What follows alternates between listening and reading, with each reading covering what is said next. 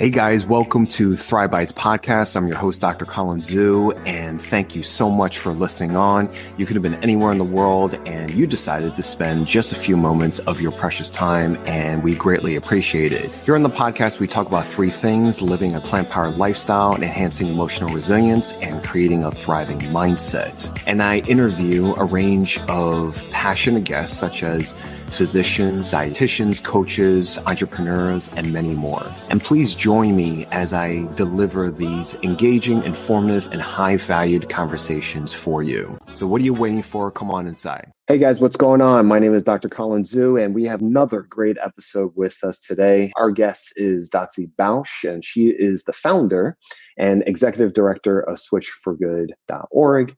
And she is also an Olympic silver medalist in cycling. And we have a wonderful, wonderful conversation about getting off of dairy. Why is it important to make the switch? Her coming up story, and what is she doing for the United States Dietary Guidelines 2020 to 2025. And you don't want to miss this. So we'll catch you guys inside. Okay, guys. Well, welcome to another episode of Thrive Bites Podcast. I'm your host, Dr. Colin Zhu, and thank you so much for being here with us. You could have been anywhere in the world, and you decided to be with us today, and we greatly appreciate it. Today, I have a wonderful, wonderful guest. I'm super, super stoked for our next guest that's going to come onto the stage.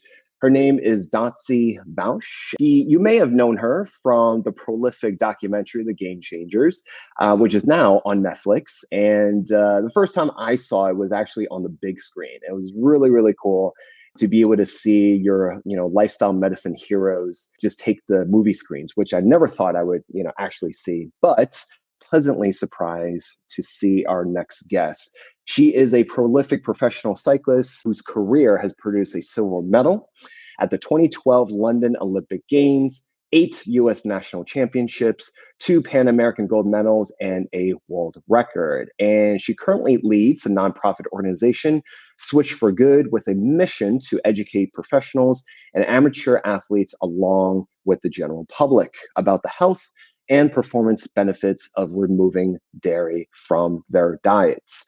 We're going to talk all about how she makes her transition, what she has done currently, in addition to her past work on the documentary, to her commentary before the United States 2020 to 2025 Dietary Guidelines Advisory Committee, and how she continues to serve to be an expert on plant-based nutrition for major media outlets. Last but not least, please check out her popular TEDx Talk, Olympic Level Compassion. So without further ado, please welcome Dotsie. Hello.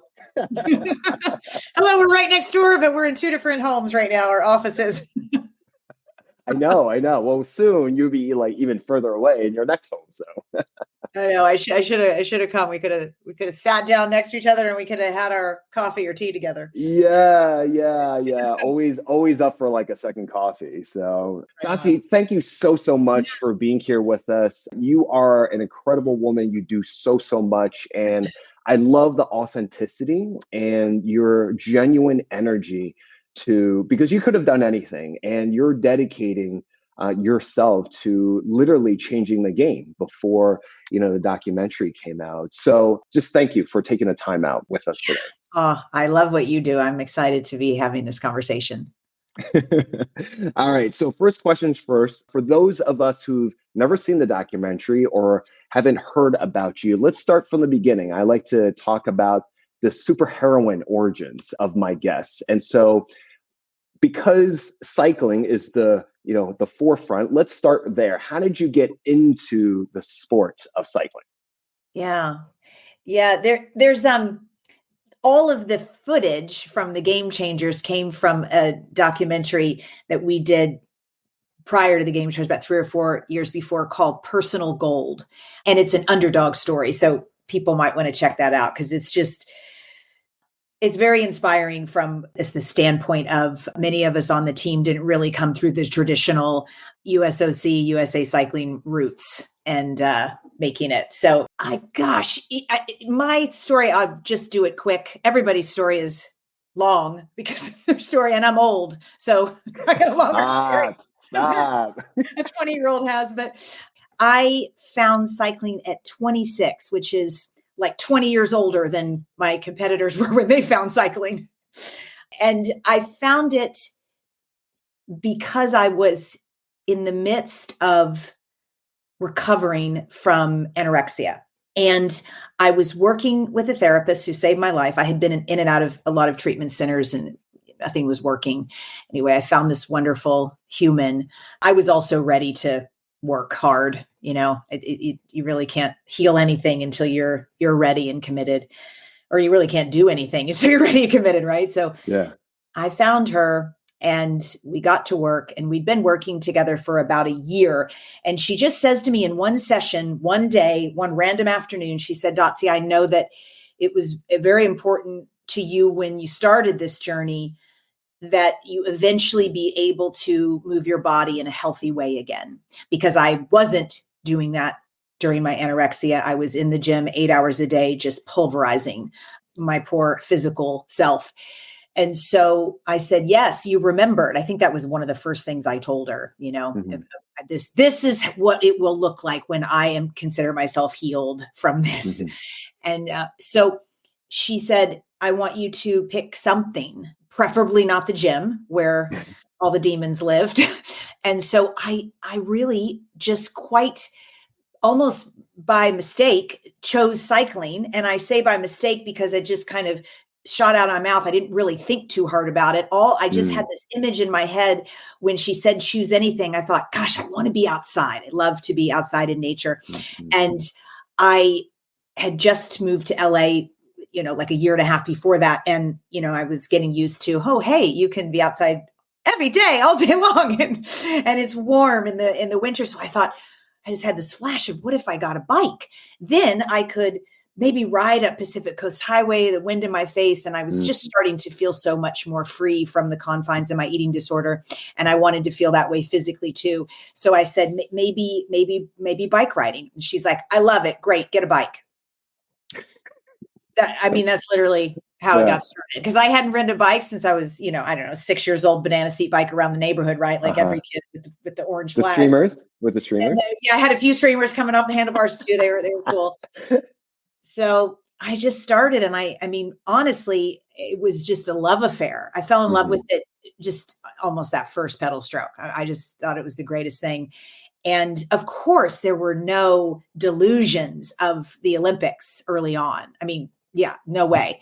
But I just kept pursuing it. I just kept going. I eventually, about a year and a half into riding my bike, I decided to do the California AIDS ride because I thought, gosh, I want to do something good with this bike riding.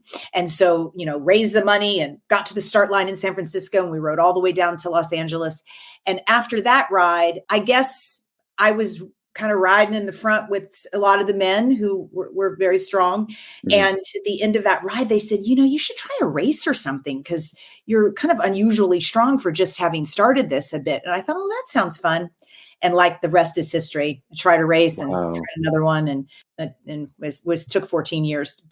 But anyway, finally. I was about to say, I mean, did you self-teach? Did you get yourself a coach? And did you join a cycling club? It sounds like you did the former two first, or the latter two rather, and then literally propelled, no pun intended, propelled yourself forward. So because I had a lot of help. A lot of help along the way. I actually started doing triathlons the last year of college. And I fell in love with it, mixed bag, nowhere near as, to your level. But I remember, I relate. I mean, it's just so freeing and liberating. And it's amazing where life takes us, right? From one thing to another. What did you do before that? You said you were going through an eating disorder, but, were you in school? Were you working? Like, where were you before that? Yeah, well, I grew up in Kentucky. And I grew up competing, but I don't say that I grew up as an athlete because I grew up in saddlebred horseback riding, and the horse is definitely the athlete in that dynamic duo. So, but I grew up loving competition. I ran cross country a couple of years in high school and competed in horseback riding. And then I went to college at Villanova in Philadelphia, and that that second year of college was when I started getting sick. So then the next, 4.5, almost 5 years were me being almost losing my life to it, and then starting to recover and repair. Gotcha. So different types of recovery. So that's good. Yeah. That's good. Right. Different And types of there's a lot recovery. of it was applicable, like the knowledge about it when I became an athlete, because you're constantly recovering from something. Yeah, it's I had interesting training. because like in that context, from a medical perspective, you're recovering to survive essentially. And athletic is, performance and getting better for the next race or next competition. And now in this context, which we're about to go into on a food and nutrition level, is ultimately to thrive, right? So it's really, really interesting where you've traversed so far. So walk us through, you've gone into knees deep into the sport, right? And walk us through where you were when you decided that, oh, I'm going to make the switch to incorporating more plant-based, right? I mean, was it research? Was it, your body telling you that this certain type of fuel is not cutting it? A fellow athlete was doing it. Walk us through Yeah. those pivotal moments. Yeah. Well, like I said, I grew up in Kentucky. So I grew up with an animal on every single plate of every single meal for 35 years.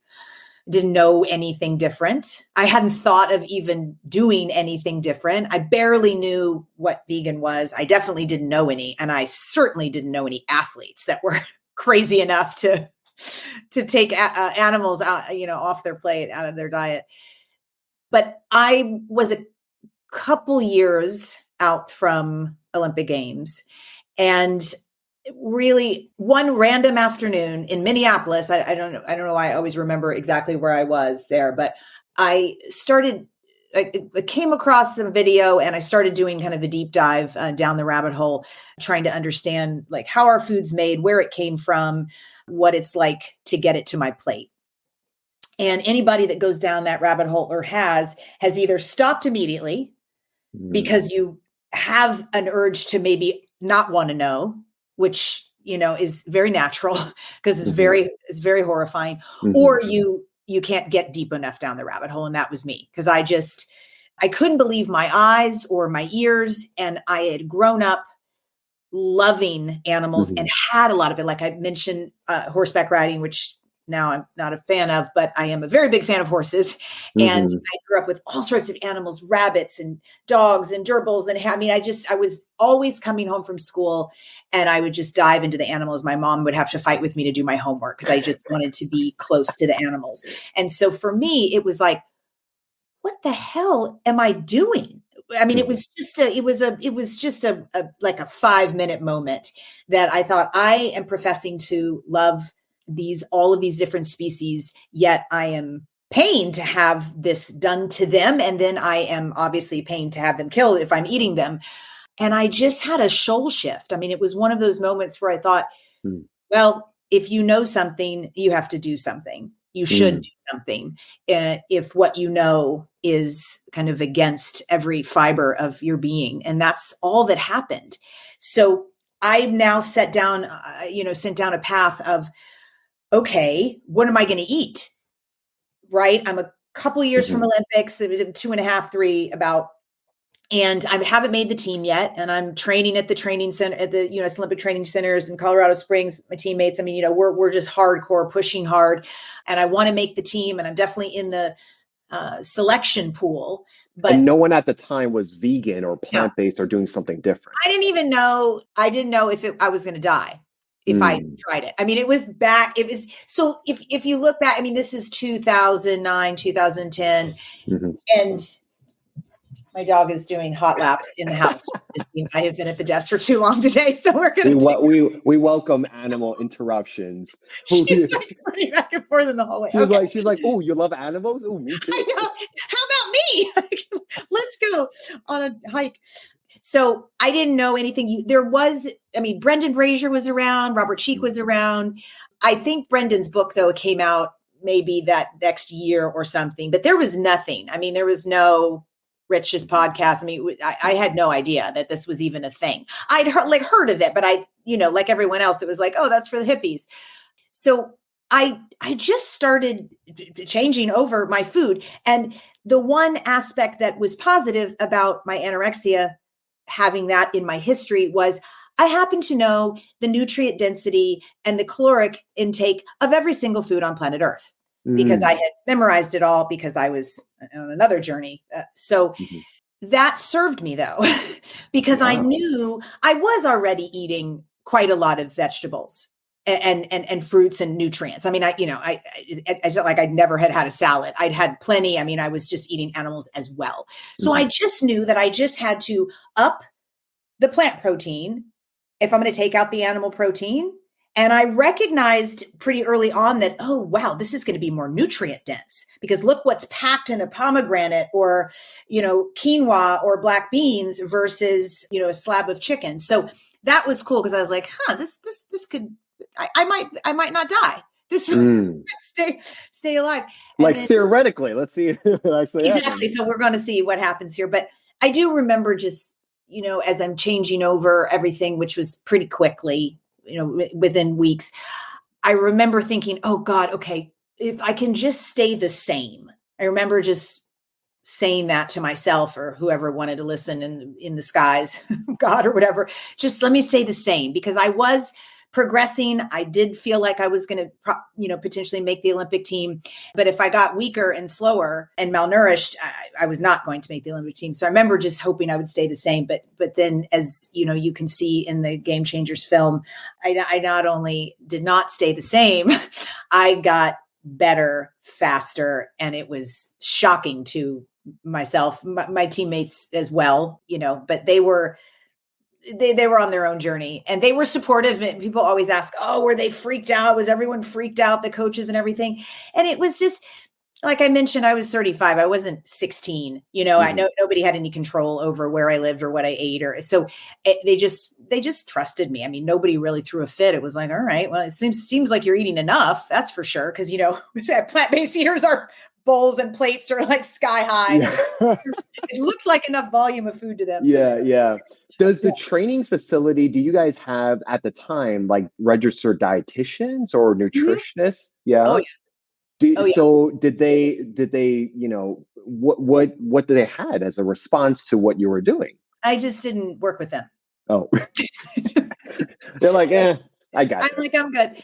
I mean, I had in the past, so I knew, calories are calories, nutrients are nutrients, macronutrient, micronutrients so I knew enough from working with them. I really did feel confident to some degree that it was just trading out the foods, like getting the same, I was aware that there was protein in plant foods. I mean, I don't know why it's like crazy to me still to this day. Like, I knew that back then. I mean, and I knew I'd be eating a little more volume of food, but I love to eat. So, coming out of my eating disorder, girl can eat a lot and you had the distinct advantage of growing up on farmland where where food comes from, right? And because it's a very common question that I get with my patients, like, doc, where am I going to get my protein? And then my usual response is, well, I'm going to answer that with a question. Where does the cow, chicken, and pig that you consume, where do they get their protein, right? And so it's always this pause, and because they never actually had to think about that. So are they stumped? Can they usually answer you, or are some people like they really don't know where a cow gets their protein? No, a lot of it is like not deer in headlights, but they're just like staring at you and processing. Like you see the gears churning because it's almost like they've never actually thought about it. Right. And to me, it's almost like because we're so obsessed with protein, I would love to ask, and just in general, like if I could do like street interviews, how like people just go on random streets and parks and stuff and just ask random people. I would ask them, like, because you're so, we're so conditioned to eat protein, like, what is it for? Right. And I would love to ask that question because on a physiological, level, I'm not sure they know past like, oh, you just need it, but you don't know why. They don't know what it's building. Yeah. inside of Yeah. you or anything. Right. Exactly. So my point is that beyond, we don't stop and pause and ask why. Be the skeptic, right? And ask ourselves why, and not, understand that, oh, there's a animal version of protein, there's a plant version of protein, and say like, wait a Yeah. second, how's this absorbed differently or metabolized differently? So my question to you is, what happened to your body physically on a composition level? Was there any changes to your body, after the switch that you noticed? Yeah, well, composition wise, I mean, the first things I noticed, which were more of an experience than looking at my actual body composition, that took a while. That took a much longer time to kind of to sort of change it up. And I'll talk about what the strength was really what I noticed, really where you could see the difference, but I could feel the difference really early on. And athletes a lot of times talk about like an athlete hangover, which feels not too dissimilar from an alcohol hangover, where you're drained and foggy and dehydrated and tired and feel puffy. And it's from too much training, right? As track cyclists, we train 3 times a day. We're training on the track, we're training in the weight room, we're training on the road. And it is a lot of damage that you're putting your body through, unhealthfully so. Like it wouldn't be healthy to train like an Olympic athlete for 20 years, right? I mean, first of all, you probably get an enlarged heart, which has all sorts of complications that come with it. So it was, you're overstressing yourself all the time, and you're trying to teeter on that edge of not overstressing too much, right? Because then you've got to open yourself up to a long recovery period. And the race to the podium is damage, repair fast so that you can do more damage so that you can repair fast. I mean, that's why cyclists have been known in history to blood dope. It's not so they can sit on the couch and not train. It's so that they can train even harder and repair faster to get back out and do it again. So that's really the race that I was in. And so waking up in the morning on plant foods versus animal foods, I was just so much less inflamed. I'm now learning, and I didn't realize at the time, but that was in just a couple of weeks, less than a couple of weeks, where I would start waking up and like, gosh, I feel kind of spritey. I feel a little bit light. I don't need 87 coffees. I just need one. And I was ready to go out the door to train again earlier than we used to joke. My teammates and I can't get out the door till 10 because it's just, you just feel so terrible. You felt less of that hangover effect. Yes, all that inflammation and fog and swelling rain. Yeah, just felt so that was very cool because then I really could get out. Again, there's the race. Like I could get out earlier to train to then come back earlier to recover before the next session. So that was very cool. And then as we went along, I just was noticing my repair and recovery was speeding up in between, intervals on the track or intervals on the road or intervals in the gym. I just could kind of get back to it quicker. I was like, oh, this is kind of strange. But the strength part, as strength does, I mean, it takes some time. And that was what was most astounding because, I mean, I knew plants had protein and I was eating enough protein. And for me, I was about 140 pounds, give or take, about almost 145 when I got to the Olympics because I was really working on growing glute and hamstring muscle for the standing start that we do in my event. But so I knew that in order to grow more muscle, I would have to eat about 1.6 grams per kilogram of body weight, right? So I'm like at 78 kilograms together. And that for me was under 100. It's like 92, 95, depending on, how much I weighed that week or whatnot. So I just knew I had to get that in, but I just, for some reason, we have these things stuck in our head. I didn't know that I was going to actually be able to get that much stronger. And I did. And that's, one of the scenes in the Game Changers where I went from lifting, this is the inverted leg sled. So not the leg press, pressing up, right? Because I'm working on. It's like a slant. Exactly. So it was moving about 300 pounds times 5 sets times 30 reps. And right before Olympics, I got up to 585 pounds. I was pushing times 60 reps times 6 sets. And that was all on plants. Cause I mean, I'm doing this for a good couple of years and I'll get a lot of people. It's just so frustrating. Well, you could have done that on animal foods too. And I was like, yes, maybe so. We'll never know. But the point is I did it on plants. Yeah. Like that was on plants. Yeah. And you don't have to go through the needless suffering and, all this other stuff before you knew about all these other types of effects. Hey guys, what's going on? This is Dr. Colin Zhu, and thank you so much for hopping on to this week's episode. Guys, it's 2024. What is your intention for this year? Who do you want to become, and how do you want to feel? Some of the things that you might be, looking to do is to lose weight. Some of you guys want to get out of your family history and genetics and not play victim to your medical and health destiny. Well, I'm here to tell you that it's very, very important to kind of look at some facts and figures.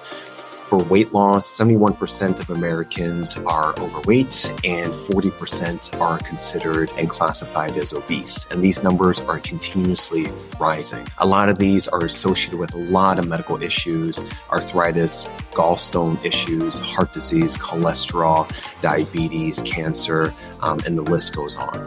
And also having and carrying extra weight increases your risk for COVID. Also, in terms of chronic disease, 60% of Americans carry one chronic disease, 40% two or more. Whenever I get a patient, it's usually a laundry list of medications that they are taking at the same time. Guys, if you are looking for a different and alternative solution, I've created a solution for you guys, and that's in the form of group coaching. If you want to be coached by us, Dr. Zhu, and our team members, me and my team, I've set up a beautiful 12-week, 3-month program that's going to be led by your own respective group coach, also led by me teaching you expert classes, and we teach you on what to eat, how to shop, what recipes to go for, where to navigate the supermarket, your pantry, your kitchen, and learning all about sustainable strategies on losing weight and preventing chronic disease.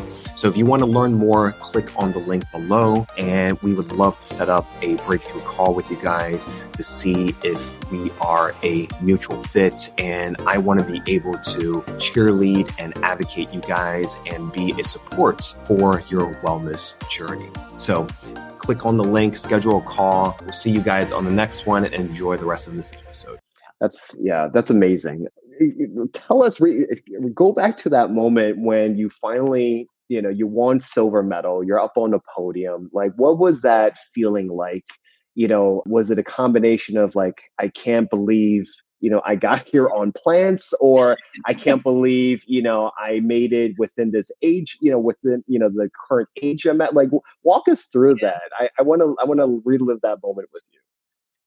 Well, it's a bit of a wild experience up there. I mean, it's, I think first of all, we got silver, right? So we lost the final. So we were just based on our experience and our history as a team, we were elated with that. I mean, we had, the bookies in London had us 5th in a very best case scenario. We hadn't beaten the A teams of, the juggernauts of track cycling like Australia, Great Britain, New Zealand. So we were thrilled with silver, but you're still having to stand up there and listen to God Save the Queen, the national anthem. So that's true. You're like, there's the American flag. But so it's kind of a quick experience as well. But it's really more what I was thinking about, which had never occurred to me before that moment, was it's just terrible that it's just us athletes up there. I'm looking at the stands at my husband and my sister and mom and dad, and I'm looking at my coaches and thinking about all the people that had sacrificed to help me get there. And it felt lonely without them. So one day I'm going to change that rule, the US the IOC. Like everybody can have whoever they want. It's like your moment. Because it feels wrong to be alone. That's a beautiful point. I'm so glad because just all the different sports. My cousin, he did Taekwondo for so long. He made nationals, he made worlds. He wanted to compete in the Olympics in Brazil. I think that was 16, if I'm not Yeah. mistaken. Yeah. And then, he ended up doing something, he changed pathways. So I understand the sacrifice, and I totally resonate with what you're saying. And it's almost like you want to give them the medal, right? Because it's like, it's such a team effort Absolutely. to get to where you are. So after that, you founded Switch for Good, right? And why focus on dairy, right? Because if you can, repeat the mission and vision for your organization, why did you decide to focus on dairy? Yeah, well, we're on a mission to end dairy consumption worldwide. We were starting with the US. And it really just came from my history in being an Olympic athlete. And like I said, training at the US Olympic Training Centers, and for the majority of the time that I was preparing for the Olympics, so whatever, a 6 to 8 year kind of journey there towards the end. And I'd switched over from road cycling to track cycling. I'm training at these centers, and the dairy industry is the title sponsor of the US Olympic team, those periods. And now they don't sponsor them anymore. And I like to think we had something to do with that. But there were only dairy foods on the recovery bars in the cafeteria at the training centers. And it is very different today. But back then, it was whey protein and cottage cheese and yogurt and just cow secretions bar. It was disgusting. That's all that there was, because they'd shut down the kitchen, but they'd have recovery bar open at all times, right? Because the athletes are coming in at all hours of the day and night. So I would just go over and try and get it like a scoop of peanut butter, there was really nothing. But I just also knew the lie that they were telling us, and it was so heavily pushed on us. And I felt like it was wrong, it was unfair, and it was not good science. And I felt like they owed good science to us, and they had really kind of, infiltrated the dietitians at the USOC with all, of their marketing. So that was so frustrating. So, long story short, after Olympics, I got together with some Olympians and put on a commercial at the closing ceremonies, the 2018 Olympic Games. There were 7 of us. We did a 30-second spot. It was supposed to air on NBC, the closing ceremonies of that Olympic Games on NBC, through 6 cities in the US. And long story short, the dairy industry got it kicked off. It aired one time in Washington, DC, and then they called NBC and, follow the dollar. They got it kicked off. And so honestly, that was the impetus for Switch for Good. I'll only ever be grateful to the dairy industry for doing that, because I don't think we would have done the commercial, and I would have gone on with life, and done. I was like, okay, we said our piece, we spoke up, but that lit a fire. I love a good battle, and I just was like, you know what, this is not how this is going to go down, dairy industry. No, you don't just get to be bullies over and over and over again. And so that's kind of how we started. And then we decided to have this narrow focus that nobody, our movement was focusing on. And at the time we recognized it even more so today, for sure, after 6 years of doing this work. But dairy is the only animal food where people have a profound experience when they drop it out of their diet.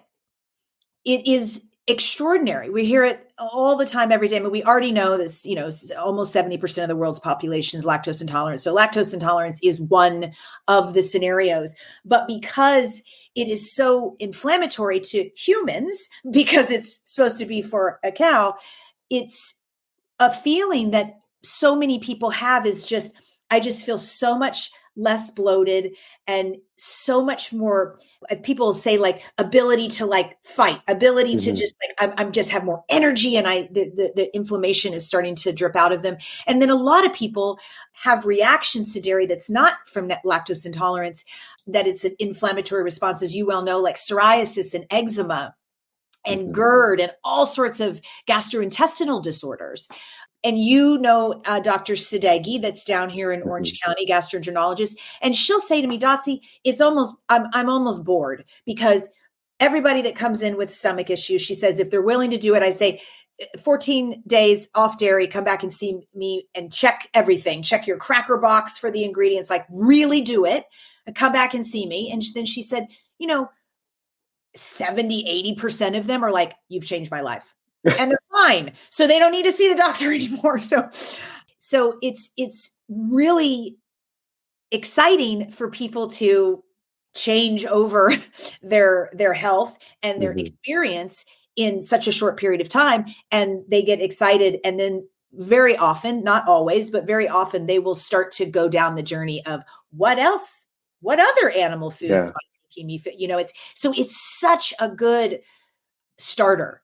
And where you don't have that with chicken, let's just say. Like no one's ever said, I dropped chicken and I just felt so much better the next day. I mean, over time, cholesterol numbers, we know the whole deal, but so we've learned, because we had a couple years there, year 2, 3, where we're like, do we just kind of transfer over to just, all the animal foods and it's just, plant-based, it's not dairy, but I'm really glad that we've stayed in this swim lane for a variety of different reasons, but yeah.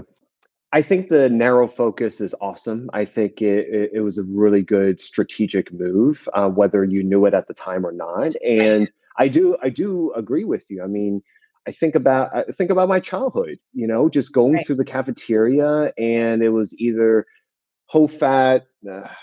Let's see, they didn't have too much low fat or 2% at the time. They did later on skim. Later on, and then you had the chocolate milk, and I always picked the chocolate milk. Exactly. At the time. Get some sugar in there. And I remember the height of my teens. I was drinking 3 full glasses of whole fat milk because it just tasted amazing. And at the time, and I was playing I was junior high school track field. I was playing recreational basketball at the time, and I didn't know any better. But at the time, I didn't know that all these bloating sensations, the acne, I didn't put those two together. It wasn't until around 2009 when I followed my first integrative medicine doc, where he was like, get off the dairy. Wow. And sure enough, he was practicing way, very, very forward thinking at the time. And so I was like, okay, let me try this. And lo and behold, a lot of the symptoms, the acne, went away. I mean, you think of acne and you're like, oh, maybe it's just with just being a teenager, And then now, in my practice, I still go through this conversation, like just yesterday, a young patient, or 30s, she was like, oh yeah, people love me when I bring Lactaid with me in my purse when I go to these weddings and stuff like that, because everything that they serve has dairy in it. And I'm just like thinking to myself, I'm like, God. Like, number one, we're very lucky to have a lot of great non-dairy alternatives now, right? And why even go through that? And the other conversation I have is bone health. On the opposite end of the spectrum, in terms of age, is people think about bone health and osteopenia and osteoporosis. Yeah. And I tell them, the studies, look at the studies. If you look at the milk and dairy consumption here in America and an osteoporosis race versus, for example, China, we don't drink that much dairy, if at all. Back in the day, there are different rates, what I'm saying? And I go through the biochemistry of what it actually does. And so it's very interesting. I'm so glad you did that narrow focus. Walk us through some of the highlights and the accomplishments that Switch for Good has done so far. Yeah, sure. That's nice of you to ask. Well, when we started, it was a little bit more of a athlete-based organization, because that's kind of that commercial we did, and we started, speaking to and inspiring athletes to change over. And of course, athletes have a place in our culture, right, where people will listen to them and how they're fueling themselves. But as we've moved along, we'll always stay on human behavior change and focused on that. But there's a lot of other areas that we could see that we could be of great help and assistance. So some of those are with our federal programs, like the WIC program, the Dietary Guidelines for Americans, and changing laws in Congress because it's a federal law that children of our public school system be served a milk with every meal that they take in school. And that is a ancient law from 1946 called the Richard B. Russell Act, when we had quite a bit of U.S. had quite a bit of commodities on their hands after the war. And so it was like, what do we do with all this extra dairy and milk? It's like, well, let's put it on the children, which was probably good intentioned at the time.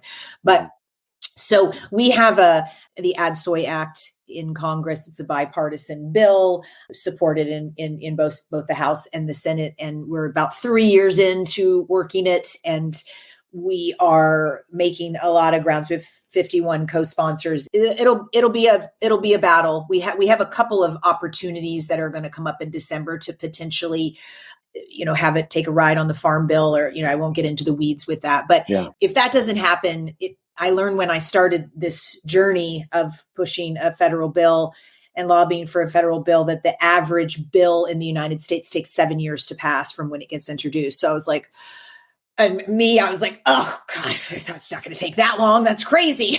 But we're 3 years in, a little over 3 years in. So it might, but we'll be fighting for that. And it's just to get a plant-based alternative that has a good amount of protein and carbohydrate and fat into the hands of the children who are forced to take a dairy milk right now, right? They just have one choice. So that's what that's about. And we were very effective in working to change the WIC program guidelines. They put in, the WIC serves about 6 million women and children every year. And so we got them, they put in more plant-based milks, decreased the dairy category by 25%, and removed cheese. So that was a pretty big win early this year. And our dietary guidelines push is, people can definitely take action. I can send you the link, or they can find it on our website to write into the public comments, because they close middle of October. Twice a decade, our dietary guidelines are reviewed by a committee and rewritten.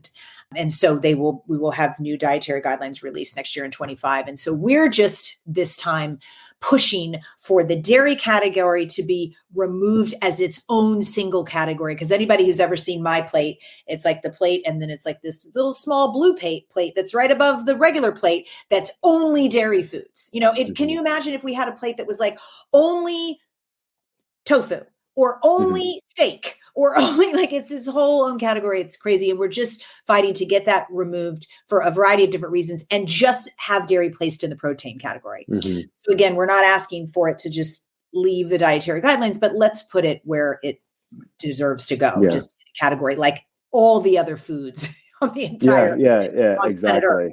In there. I think if I'm not wrong, I think Canada's guideline doesn't even have that. I think that's what you're trying to achieve. They did last time around.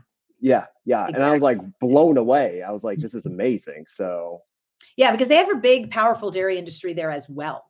But their dietary guidelines committee, when they made that change, which was the last version of their dietary guidelines recently, they made a commitment to the Canadian people that they would allow no industry influence into their guidelines. So the U.S. hasn't made that statement yet, but imagine that, right?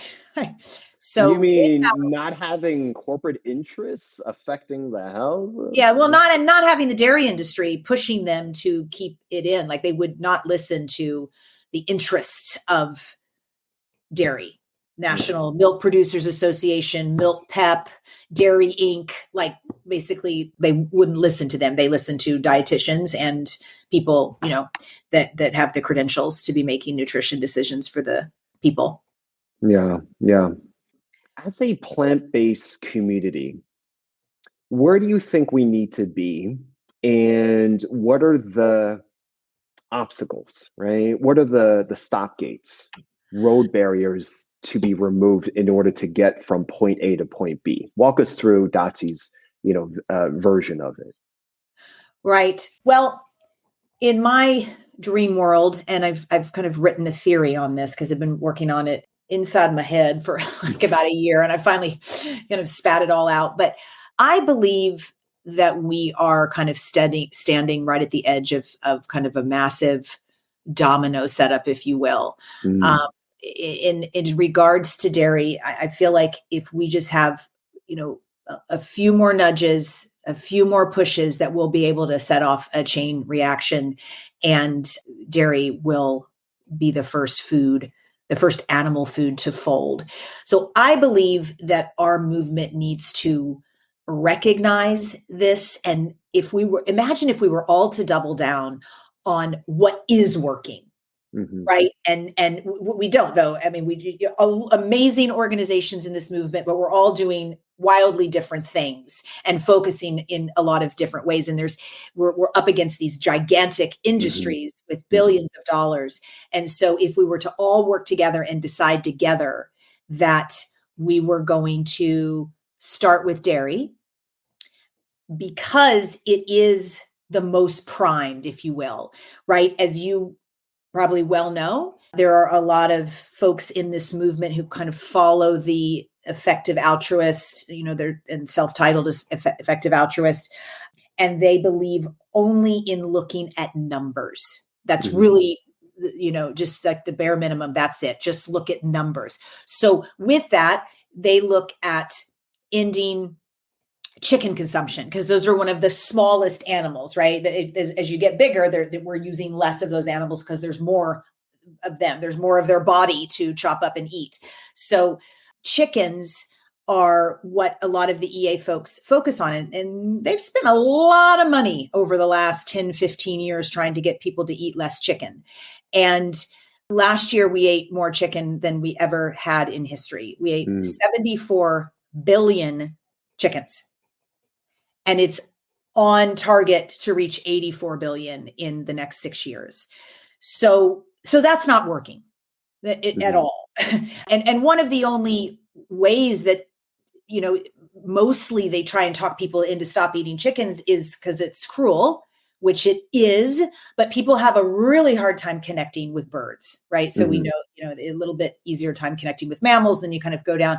So I believe that if we look at the food that is most primed to fold, which is dairy milk consumption hit an all-time low last year, 16 gallons per person, down from 29 gallons in the late 70s. And that decline is especially prevalent amongst Gen Zers, who in a study that was recently done in Spins said that 37% of Gen Zers are embarrassed to order dairy in public. So that's if you make it, fashionable or not fashionable, right. that makes it, that's right. a huge influence. Right. Yes. They're like, they don't. So, and then we know that we have finally, plant-based milks in the marketplace, they're almost at 20%, not quite. Plant-based meats we're back down under 2%, right? We reached 2.5, 2.7 at the height, but plant-based milks, plant-based milks are close to reaching the tipping point of 50% household penetration. Now that is people that might also have dairy, but they also have plant milk. But 50% of households, right? They've got an almond milk. And so people in the house, so maybe one of them's, drinking dairy, but the other one's drinking almond milk. People understand plant-based milk. They love it. It's delicious. It's affordable. There's tons of options. Like no one's arguing that anymore, right? We're still arguing. So anyway, I digress, but that's my belief system of where we should all go. That I think if we were to double down on what's working, because that just seems to make sense in general, then we could take animal foods down one by one together. Dotsie, this has been great. We can go on forever. I definitely want to close out. My second to last question is, we've talked a lot about dairy so far, and I want to shift gears. Okay. Pun intended. Right. To our athletes. If you had a DeLorean, if I had to date myself, if you took a DeLorean and went back in time to your 26-year-old version of yourself, and also speaking to the up and coming athletes, right? what would you say to them that you know now that you wish you could have received back then? Like around food or just in general?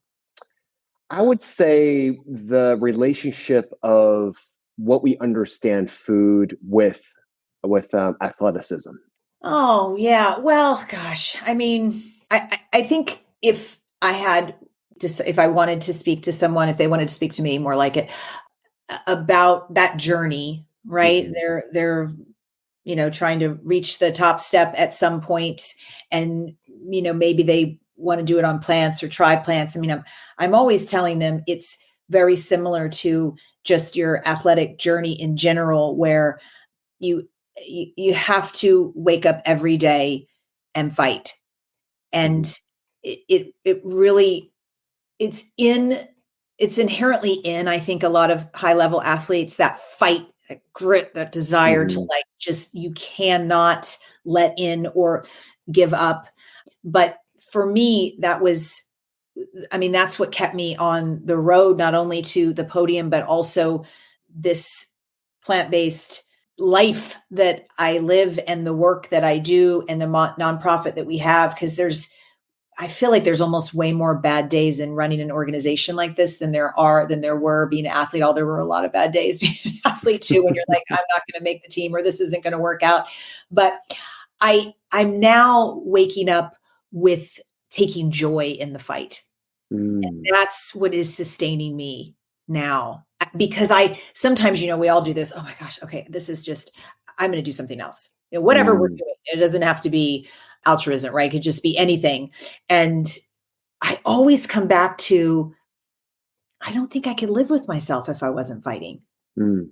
I mean, I just don't think I could. And so is this vehicle the way I'm always going to fight? Maybe, but maybe not. I don't know, but I won't ever stop fighting, because I just wake up with that deep desire, and it fuels me throughout the whole day, knowing Mm. that what I believe, I'm fighting for the right thing. I'm fighting for justice. I'm fighting Mhm. for fairness. I'm fighting for love.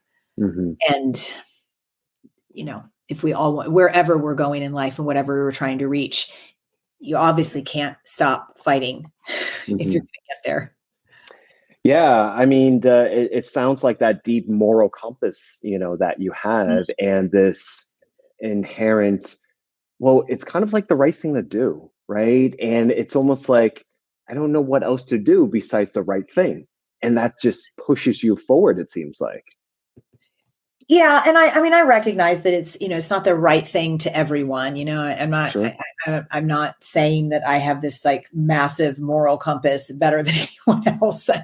I screw up all the time and do the wrong thing many times. But to me, in my heart, yes, you're correct. It feels like the right thing, and it feels like I want what I want to be doing and what I want to go down doing whenever I go down and someone puts me in Oh, the ground.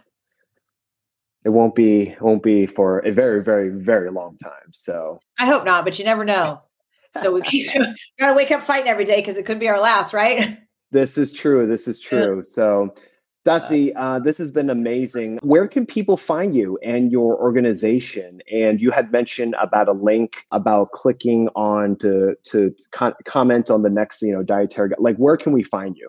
Yes, most definitely. That's very cool of you to ask. So you can find me. I mean, I'm just Dotsie at switchforgood.org. So I am not much of a social media gal, but the organization is. And so we have all sorts of cool stuff and fun stuff all over socials. And you can find us everywhere at Switch for Good.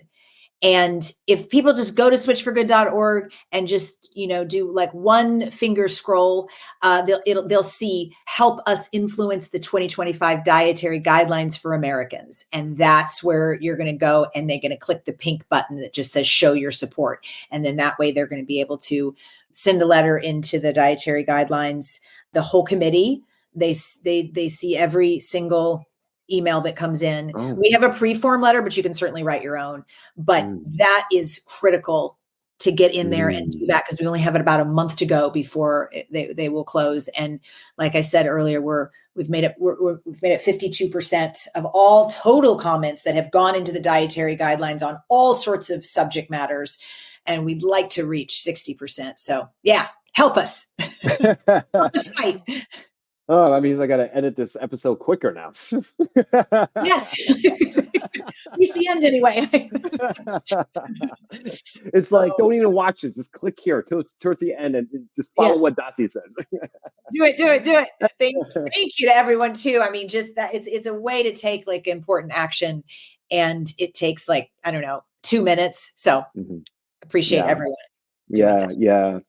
Well, thank you again, Dotsie. Whether it's, helping us change, how we look at the dietary guidelines, to athletes, to different perspective on dairy, you are a champion through and through. And thank you for having the heart at the right place and, speaking from a very, very authentic self. So thank you for all you do. And thank you for the time with us today. Yeah. Oh gosh, it's been a pleasure. I look forward to hanging out with you in person and a potluck. Yes. Guys, Thanks, thank you so much for watching another episode. If you like this, please like, comment, and subscribe. And if you feel that this was a benefit for someone else, please let them know. Until then, please say goodbye to Dotsie. Bye. See ya. Hey guys, we hope you enjoy that episode. If you like that, please like, comment, and subscribe. And please follow us on Apple Podcasts, Spotify Podcasts, and anywhere that you listen to your podcasts. And if you felt that this was a benefit for someone else, please let them know. And don't forget to give us a 5-star rating, and we greatly appreciate it. And we'll see you on the next one.